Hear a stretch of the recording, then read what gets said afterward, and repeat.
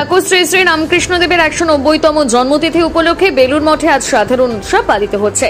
বছরে একটা দিনে বেলুর মঠে বসে মেলা, চলে কেনা বেচা। মঠের সন্ন্যাসীরা আজ কিছু না কিছু ক্রয় করবে। সাধারণ ব্যবসায়ীদের থেকে এই প্রথাই চলে আসছে বছরের পর বছর।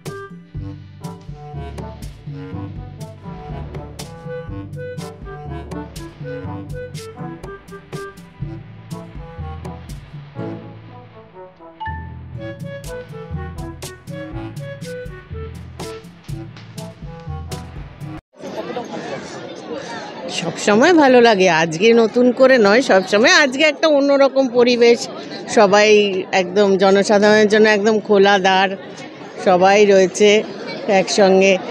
এটা তো অন্যরকম একটা অনুভূতি। বেলুর মঠে আসলে এমনিই ভালো লাগে। আলাদা করে আজকে একটু সবাইকে দেখছি, এত মেলা টেলা বসেছে, সেটা একটা অন্যরকম অনুভূতি। এখনো পর্যন্ত কিনিনি, ঘুরে দেখছি। এখনো তো আমি অনেককেই দেখছি যারা এখনো বসেই উঠতে পারিনি, প্রিপারেশান চলছে আর কি।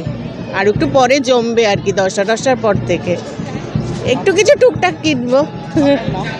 আমার নাম নন্দিতা ব্যানার্জি।